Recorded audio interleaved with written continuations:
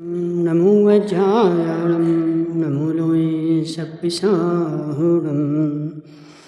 पंच परमेष्टि भगवान की अनंत अनंत सिद्ध परमेष्टि भगवान की 1000 देवादेवादिनाथ भगवान की 1000 देवादेव श्री राम भगवान की आचार्य भगवान रविशरण स्वामी की आचार्य भगवान विद्यासागर जी महाराज की आचार्य भगवान विशुद्ध सागर जी महाराज की। यहाँ पे अपनी चर्चा चल रही थी कि जो सुकौशल थे उन्होंने दीक्षा ले ली और उनको केवल ज्ञान हो गया। उनके बाद उनके पिताजी को भी केवल ज्ञान हो गया और इस प्रकार उनके परिवार में बहुत सारे राजा आते गए जाते गए आते गए जाते गए। यहाँ बहुत सारे राजाओं के नाम गिनाए हैं जिनको मोक्ष हो गया। ठीक है, अब उनका नाम हम पढ़ेंगे तो 10 मिनट लग जाएंगे। ठीक है, तो वो याद रहने वाले हैं नहीं हैं। तो उनके राज्य में, उनके घर में, उनके परिवार में बहुत सारे राजा हो गए जिनको केवल ज्ञान होता गया और वो मोक्ष जाते गए। उसके बाद एक राजा हुए जिनका नाम था राजा रघु। रघु का नाम क्यों सुना रहे? क्योंकि इन्हीं के नाम से रघुकुल चला है। रघुकुल रीत छदा चली आई, प्राण जाए पर बचन न जाई। तो जी कहाँ कौन है रघु और कौन है रघु का कुल? तो जो राजा दशरथ हुए हैं, रामचंद्र जी हुए हैं, इनके कुल का नाम ही रघुकुल है। लेकिन चूँकि जब तृतीय काल का अंत हुआ था तब तृतीय काल में कोई कुल मुल नहीं होती थी। ठीक है, जो भोग भूमि थी पंडित जी, भोग भूमि के समय कोई कुल नहीं होती थी। तो जी कुल कहाँ से आए? बोलो ना जी, कुल कहाँ से आए? कुल की परंपरा कहाँ से आई? तो जैसे कर्म भूमि प्रारंभ होती है और जो कुल प्रारंभ हो जाते हैं, सबसे पहले कोई कुल बना तो उसका नाम है इक्ष्वाकु कुल, इक्ष्वाकु वंश। तो कैसे बना जे? आदिनाथ भगवान ने इक्षु रस का आहार ग्रहण किया तो इक्षु रस लिया तो इक्ष्वाकु वंश हो गया। उसके बाद भरत भगवान के पुत्र हुए, क्या नाम था उनका? अर्क कीर्ति। अर्क का नाम होता है सूर्य, तो अर्क कीर्ति सूर्य के नाम से सूर्य वंश बन गया, सूर्य वंशम। बाहुबली के पुत्र हुए सोम, सोम मतलब चंद्रमा। ठीक है, तो उनके नाम से सोम वंश बन गया। उसके बाद जितने जितने पृथ्वी पर प्रभावी राजा होते गए, दमदार राजा होते गए, तो उनके नाम से यह जो है कुल बनते गए। ठीक है, अब जैसे होता है, जैसे तुम्हारे गांव में एक जने हैं, क्या नाम उनका? शारदाबाई। शारदाबाई चौखलिया नहीं, खोडनिया। तो शारदाबाई के बेटे का क्या नाम है? प्रीतेश। हाँ, तो पीतेश। तो बोले कौन से पीतेश? तो बोले दोना पत्तल वाले। समझना? हाँ, पीतेश जो भी हो, तो कौन से पीतेश? तो बोले दोना पत्तल वाले। तो वो दोना पत्तल वाले तो भविष्य में जा करके उनका वंश बन जाएगा। कौन से वंशी हैं? तो दोना पत्तल वाले। ठीक है ना? अब तुम्हारे यहाँ 3 सतीश हैं, तो कौन से सतीश? तो वो मोटे सतीश। हाँ, तो कौन से सतीश? तो पतले सतीश। तो कोई पूछेगा कौन से सतीश के बेटे? तो बोले पतले सतीश। तो उनके नाम के आगे सतीश कुमार पतला। समझना? और ऐसे जा कर के वो भविष्य में क्या होते हैं, वो वंश बन जाते हैं। और ऐसे वर्तमान में भी बुंदेलखंड में चौधरी होते हैं। चौधरी तुम्हारे यहाँ नहीं होते हैं, बुंदेलखंड में चौधरी होते। वो चौधरी कहाँ से आए? आज वो वंश कहलाता है। कौन से वंश के हो? बोले हम चौधरी वंश के हैं। बुंदेलखंड में जाना, कौन से वंश के हो? बोले चौधरी वंश के। अब उनकी जाति कौन है? तो जाति तो उनकी जैन ही है, परिवार समाज के हैं। तो चौधरी कहाँ से बने? तो उनके जो पिताजी के पिताजी थे वह राजा महाराजों के यहाँ ज़मीनों की देखरेख करते थे, चौधरी का काम करते थे, तो वह वहाँ से चौधरी बन गए। आज लोक में कोठारी भी होते। कोठारी कौन सी समाज में होते हैं? जैन में भी होते, अजैन में भी होते, ठीक है, जैन अकेले में नहीं होते। तो कोठारी कोई वंश नहीं है, कोठारी कोई जाति नहीं है। कोठारी कौन होते? जो राजा के भंडार में, कोठे में काम करते थे, रक्षा करते थे, उनको कोठारी बोलते थे। समझ रहे हैं? कोठादार। तो भविष्य में वो कोठेदार जो थे वो कोठारी बन गए। तो इससे क्या होता है कि जी वंश जो है शाश्वत नहीं है, बस किसी कारण को लेकर के बन गए। तो ऐसे जो रघुकुल है, जी रघुकुल वाले जो हैं जी वास्तव में इक्ष्वाकु वंशी ही हैं। कौन से वंशी हैं?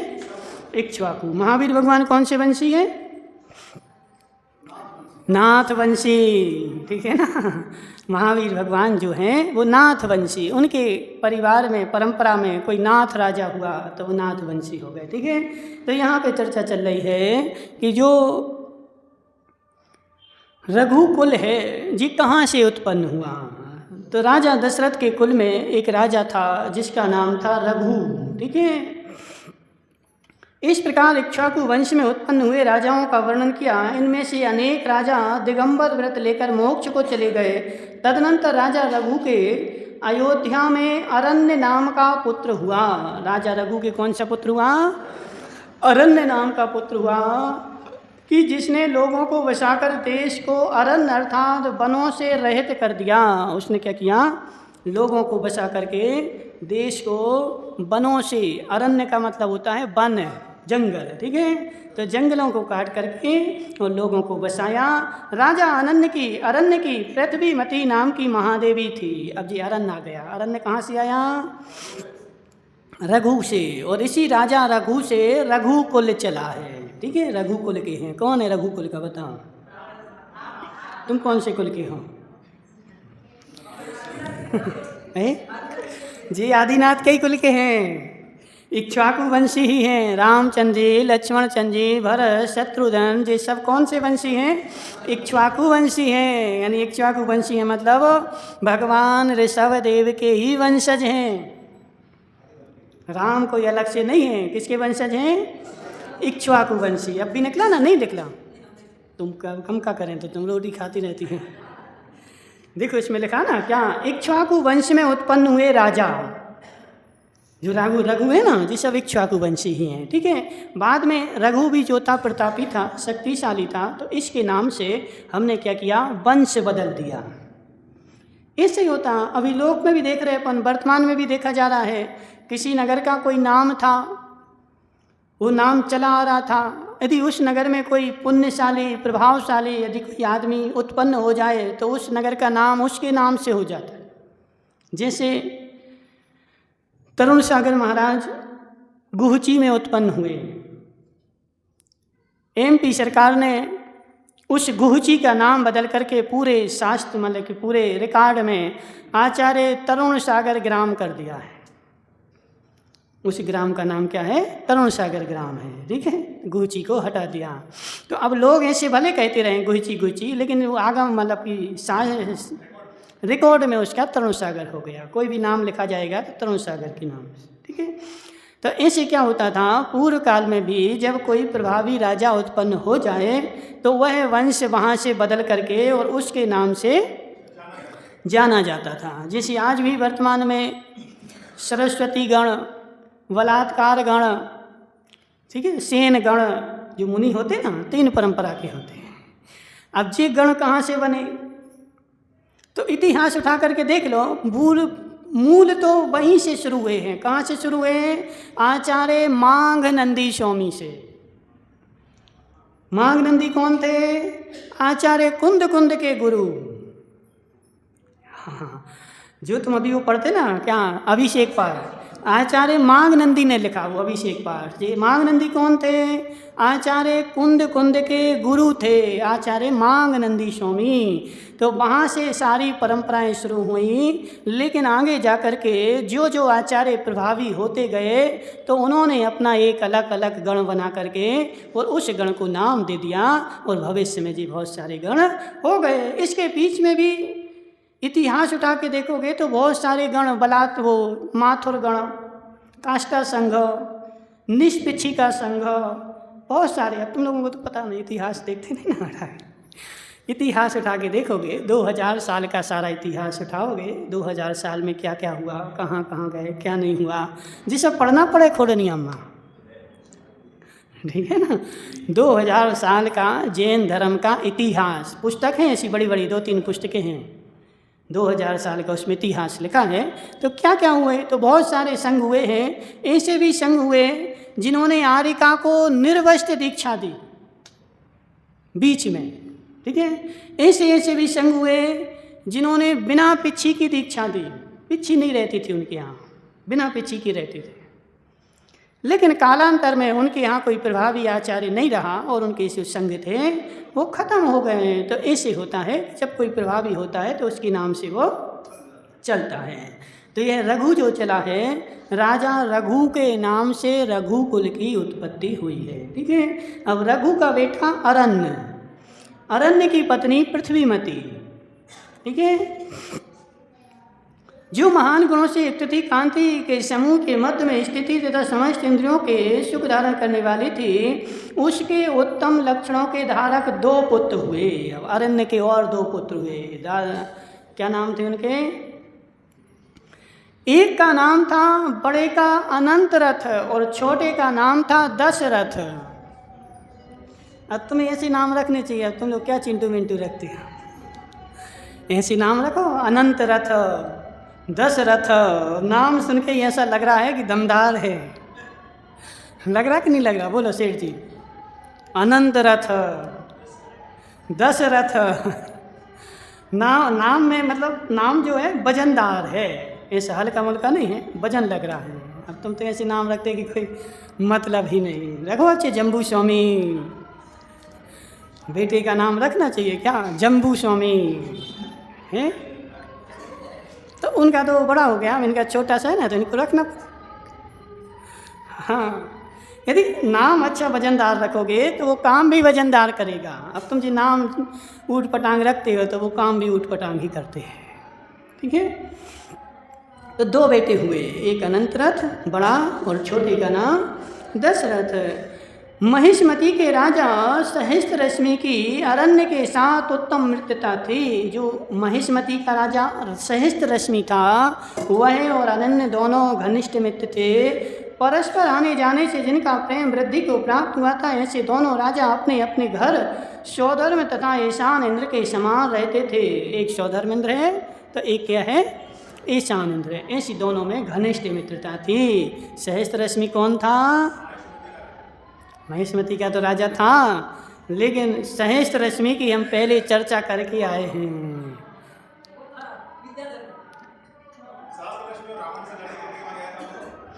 जिसने नदी का पानी छोड़ा था, रावण की मूर्तियाँ डूब गई थीं, फिर रावण ने उसको हराया था, फिर उससे बोला था तुम आज से हमारे, वो इंद्र है जो जी तीसरा भाई है, 2 भाई पहले से थे रावण के, तीसरा भाई बनाया था सहस्त्र रश्मि को। लेकिन उसने कहा मैं संसार असार है, हमें नहीं रहना संसार में। हाँ, और हम जा रहे कहाँ? दीक्षा लेने। हाँ, तो वही चर्चा यहाँ पे आ रही। नहीं, विद्याधर नहीं था, भूमि गोचरी था। अथानंतर रावण से पराजित होकर राजा सहस्त्र रश्मि प्रतिबोध को प्राप्त हो गया, जिससे उत्तम संवेग को धारण करते हुए उसने जैनेश्वरी दीक्षा धारण कर ली। वहाँ पे जैनेश्वरी दीक्षा धारण कर ली थी। दीक्षा धारण करने से पहले उसने राजा अरण्य के पास दूत भेजा था। सो उससे सब समाचार जानकर राजा अरण्य, जिसे उत्पन्न हुए एक माह ही हुआ था, ऐसे दशरथ के लिए राज लक्ष्मी सौंपकर अभय सेन नामक निर्गंध महात्मा के समीप ज्येष्ठ पुत्र अनंत रथ के साथ निष्प्रय हो दीक्षा ले ली। बड़े पिता सहस्त्र रश्मि के साथ मित्रता थी। सहस्त्र रश्मि से उनका कांटेक्ट था कि जब भी तुम दीक्षा लो तो हमें समाचार अवश्य करना। तो सहस्त्र ऋषि ने दीक्षा ले रहा था तो उसने अरण्य को समाचार भेजा, और जैसे अरण्य को समाचार भेजा तो अरण्य बोला हमें भी वैराग हो रहा है, अब हम भी यहाँ रहने वाले नहीं हैं, हम भी दीक्षा लेंगे। तो बड़े पुत्र को बुलाया, तुम राज्य संभालो। बोले पिताजी जब तुम छोड़ के जा रहे तो हम क्यों संभालें, हम भी चले। तो बड़ा पुत्र जो था वो अरण्य भी चला गया। दशरथ उस समय कितने साल के थे? 1 माह के। 1 वर्ष कहाँ से हो गए अभी? 1 माह के थे। अब बताओ खुड़निया माँ, यहाँ तो क्या बोलते कि पोते की शादी हो जाए, मतलब अभी बैराग हुआ नहीं है और पोते की हो जाए, अभी बैराग हुआ नहीं है। जिसने अपने भाई के लिए और जिसने अपने बेटे के लिए 1 महीने के बेटे के लिए राज्य दे करके और दोनों ने जा कर के दीक्षा धारण कर ली, कितना कठिन बैराग होगा, सरल नहीं है। जब ऐसा तत्व का निर्णय होगा। दीक्षा ली है वो अभय सेन नामक निर्गंध मुनिराज के पास दीक्षा ले ली। तो कठिन इनको वैराग्य था, सारी परिस्थिति जानते हुए भी छोड़ के चले गए। जब मोक्ष होता है, अब हम घर में सोफा पे बैठे हैं, बोले मोक्ष हो जाए, सोफा तो छूट नहीं रहा है, ना बेटा छूट रहा, ना बेटी छूट रही, ना पोता छूट रहा, ना पोती छूट रही है, बोले मोक्ष हो जाए महाराज। तो जितने सब बनावटी बातें हैं, बनाने से क्या होता, कितनी बातें बना दे रहा। अब हम क्या करेंगे? तो रोटी छोड़े दे रहे हैं, तो अकेले रोटी मोटी से नहीं होगा, बेटी भी छोड़नी पड़े। तो उन्होंने क्या किया, दोनों ने जाकर के निष्प्रय हो दीक्षा ले ली। अरण्य मुनि तो मोक्ष चले गए और अनंत रथ मुनि सर्व प्रकार के परिग्रह से रहित हो यथा योग पृथ्वी पर विहार करने लगे। कौन चले गए? पिताजी तो मोक्ष चले गए, जल्दी से उनको केवल ज्ञान हो गया, केवल ज्ञान हो के मोक्ष हो गया। और अनंत रथ जो थे वो सर्व परिग्रह से रहित होकर के पृथ्वी पे घूम रहे। और अनंत रथ मुनि अत्यंत दूसरे 22 परिसरों से क्षोभ को प्राप्त नहीं हुए, इसलिए पृथ्वी पर अनंत वीर नाम से प्रसिद्ध हो गए। ठीक है, तो अनंत रथ नाम था। अब क्या था ना, उस काल में कोई ऐसे नाम बदलते थे नहीं थे कि फलाने सागर फलाने सागर फलाने सागर, ऐसे नाम नहीं बदलते थे। दीक्षा ले ली, जो कोई नाम था तो वही का वही नाम बना रहा। ठीक है, नाम बदलना भी कोई एक कंपलसरी नहीं है कि नाम बदलना ही पड़े, वो तो एक लोक व्यवहार है। ठीक है, तो बदल देते हैं, नहीं बदलो तो कोई दिक्कत नहीं और बदल दो तो कोई दिक्कत नहीं है। ठीक है, खुड़नी अम्मा बोलें कि हम तो दीक्षा लेंगे, अच्छा नाम रखेंगे, नाम भी सोच के रखते ना, हमेशा नाम रखेंगे। आजकल नामों के ऊपर तो लड़ाई झगड़ा हो जाए। पोते का नाम रखना हो तो 6 महीने लगते हैं, सेठ जी साहब, सत्य है कि नहीं? पैदा होने के बाद 6 महीने लगेंगे, पूरी समाज की मीटिंग होगी, काहे के लिए? पोते का नाम रखा जाना है। सब समाज में पूछेंगे जी नाम ऐसा है, अरे जी अच्छा नहीं है, जी ऐसा है, ऐसा है, जी ऐसा है, संसार है। हमारे पास तो आते तो हम भगा देते, भगो यहाँ से, हमें बस की नहीं। क्यों? क्योंकि वो छांटो बीनो करते ना, जी ऐसा है, जी ऐसा है, जी सब जैसा उसे तुम रख लो, हमारे बस की नहीं है। ठीक है, तो इसलिए देखो जी, आगम के नाम रखो, पूर्व जो मोक्ष चले गए ऐसे नाम रखो, अनंत रथ, दशरथ, अनंत वीर, ऐसे नाम रखोगे तो दमदार होंगे। अब तुम छोटे मोटे नाम रखते हो, प्रभाव पड़ता है। ठीक है, तुम्हारा नाम हर पे तो हाँ। तो अथानंतर आता दशरथ ने नव यौवन से सुशोभित तथा नाना प्रकार के फूलों से सुभाषित पहाड़ के शिखर के समान ऊंचा शरीर प्राप्त किया। और तदनंतर उसने धर्म स्थल नगर के स्वामी और सुंदर विभ्रों को धारण करने वाले राजा सुकौशल की अमृत प्रभा नाम की उत्तम स्त्री से उत्पन्न अपराजिता नाम की पुत्री से विवाह किया। दशरथ जो थे घर में रहते रहते बड़े हो गए और आचार्य बोल रहे कि पहाड़ के जैसे उन्होंने ऊंचा शिखर, ऊंचा शरीर बन गया। और किससे शादी कर ली? अपराजिता।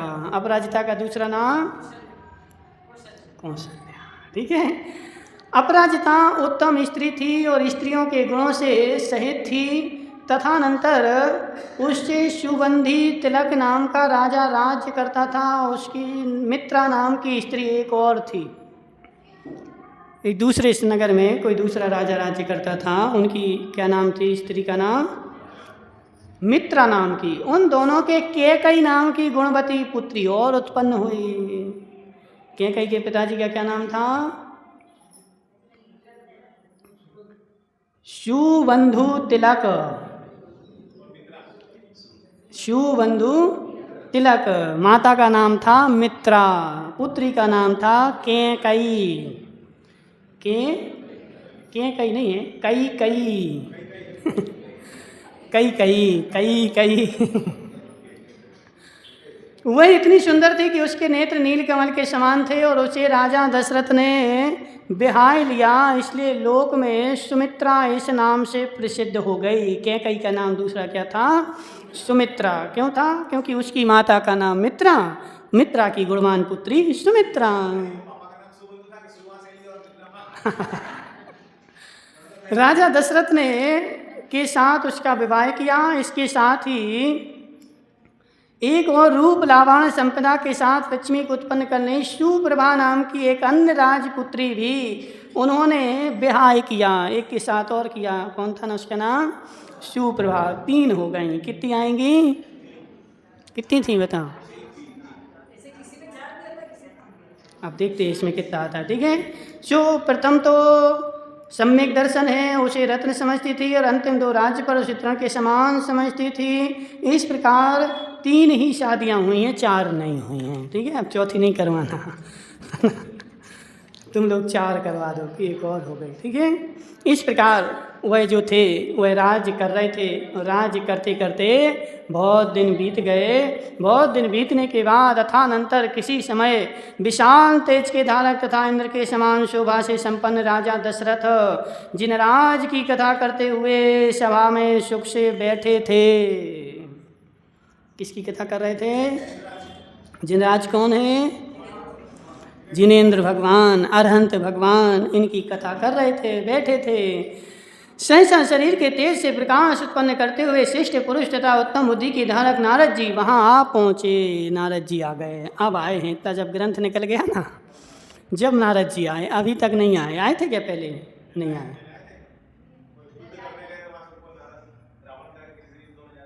हाँ, एक आध बार आए थे। नारद तो आ जाते, कोई टेंशन नहीं। ठीक है। तो राजा ने उठकर उनका सम्मान किया तथा सुखपूर्वक आसन पर बिठाया। नारद ने राजा को आशीर्वाद दिया। तदनंतर बुद्धिमान राजा ने कुशल समाचार पूछा। ये शिष्टाचार की बात है, जब भी हमारे घर में कोई आता है, सेठ जी साहब भले शत्रु हो लेकिन उसको आसन दिया जाता है। तुम सेठ हो ना, नगर के सेठ हो, भले तुम्हारा कोई शत्रु आ जाए लेकिन घर पे आता है तो उसको सम्मान के साथ आसन दिया जाता है। आसन देने के बाद कुशल पूछी जाती, कुशल मंगल है कि नहीं है। अब हो सो हम कुछ नहीं करेंगे, नहीं हो सो नहीं करेंगे, लेकिन पूछ तो लेते। पूछने से क्या होता है? आदमी को शांति मिल जाती। खोडनी अम्मा, अब खोडनी अम्मा ने उपास कर लिया लेकिन दिन भर से कोई ने पूछा ही नहीं, कैसा लगता बताओ? अरे पूरा सिर माथा भारी हो जाता है। कोई ने पूछा ही नहीं, दिन भर हो गया, और कोई पूछ ले तो थोड़ा सा राहत मिल जाती। चलो लोगों ने पूछ तो लिया। इसलिए अपन को क्या करना चाहिए? एक लोक व्यवहार है, आपस में पूछ लेना चाहिए। उपास है तो उपास की साता है कि नहीं? महिपाल जी साता है, ठीक है, साता पूछ लो तो आदमी को थोड़ी सी अपने यहाँ नहीं है। श्वेतांबर परंपरा में सुख साता पूछते हैं, महाराज से पास जाते सुख साता है तो अच्छी चीज़ है, पूछने में कोई पैसा नहीं लगते हैं। ठीक है। जब नारद कुशल समाचार कह चुके तब राजा ने 6 अर्थात कल्याण रूप हो यह पूछा। इसके उत्तर में राजा सब कल्याण रूप है यह उत्तर दिया। और इतनी वार्ता हो चुकने के बाद राजा दशरथ ने फिर पूछा कि हे भगवान, आप किस स्थान से आ रहे हो और आपका विहार कहाँ हो रहा है? आपने क्या देखा, क्या सुना, सो कहिए। आप कहाँ कहाँ घूम के आए, वहाँ तुमने क्या देखा, क्या सुना, कुछ हमारे लिए तो कहो। ऐसा कोई देश नहीं जहाँ आप नहीं गए हो। नारद कहाँ कहाँ जाते हैं? अढ़ाई द्वीप में कोई ऐसा देश नहीं है जहाँ नारद नहीं जाते हों। देखो कितने अच्छे, सब जगह घूमते रहते शांति से, ठीक है, सब जगह का आनंद लेते रहते हैं। तदनंतर अब ऐसे बहुत सारे लोग भी गांव में भी होते हैं, बहुत सारे लोग गांव में भी होते हैं जो सब जगह घूमते रहते हैं, सब जगह की खबर लेते रहते हैं। नहीं, अच्छा है, लेना चाहिए। खबर लेने से शांति मिलती है।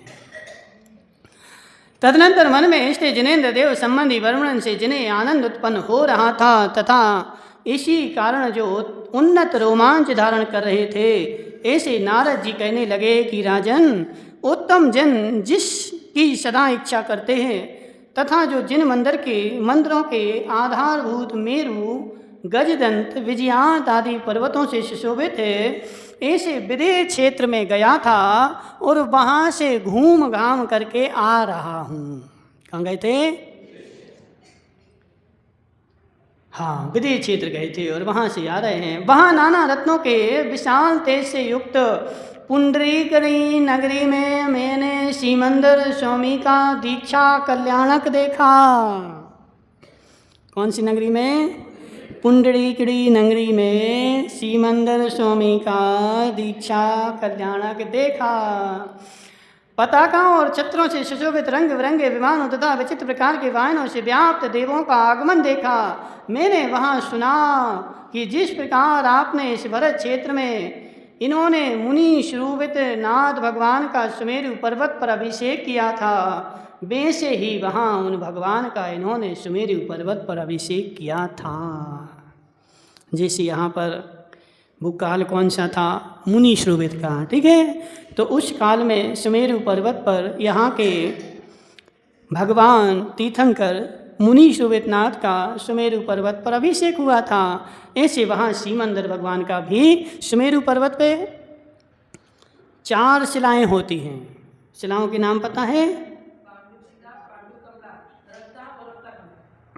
रक्त, कमला और रक्ता, पांडुक और इसका पांडुक नहीं है, पांडु नाम है, अपन पांडुक बोलते हैं। पांडु कमला, वो पांडु कमला ऐरावत क्षेत्र के तीर्थंकरों के लिए है, और रक्ता और रक्त कमला दोनों तरफ के विदेश क्षेत्रों के लिए, सबके लिए सुविधाएं अलग अलग आकृति बनी हैं। तो वहाँ पे जाकर के जिस दिशा के भगवान होते हैं उस दिशा में अभिषेक होता है। यहाँ सुना कि मैंने उनका चरित्र अपनी आंखों से देखा, जो नाना प्रकार के रत्नों की प्रभा से व्याप्त थे, ऊंचे थे, विशाल थे, निरंतर पूजा होती रहती थी। ऐसे वहाँ के जिन मंदिर देखे, हे राजन, बहुत सारे चैत्यालय स्वर्ण निर्मित रत्नों से मैंने वहाँ देखे, और वहाँ देख करके अथानंतर राजा दशरथ ने हाथ जोड़ तथा सिर नम्रीभूत किया। तदनंतर संकेत द्वारा नारद की प्रेरणा पाकर दशरथ ने प्रतिहारी के द्वारा आदर के साथ सब लोगों को वहाँ से अलग कर दिया। नारद बोले कि हे राजन, हमें तुमसे कुछ गुप्त वार्ता करनी है। हम तुम्हारे पास जो आए हैं कोई विशेष प्रयोजन लेकर के, विशेष बात लेकर के आए हैं, और वह गुप्त वार्ता आपसे करना चाहते हैं। तो इसके लिए क्या करो, इन सारे सैनिकों को यहाँ से अलग कर दो। जैसे ये सारा उन्होंने पाया तो राजा दशरथ ने सबको अलग कर दिया। तदनंतर जब एकांत हो गया तब नारद ने कौशलाधिपति राजा दशरथ से कहा कि हे राजन, एकाग्र चित्र होकर सुनो, मैं तुम्हारे लिए उत्तम बात कहता हूँ। उत्तम बात कह रहे, वो बात क्या है तो सुनेंगे कल। ओम नमः सिद्धिभ्याम्।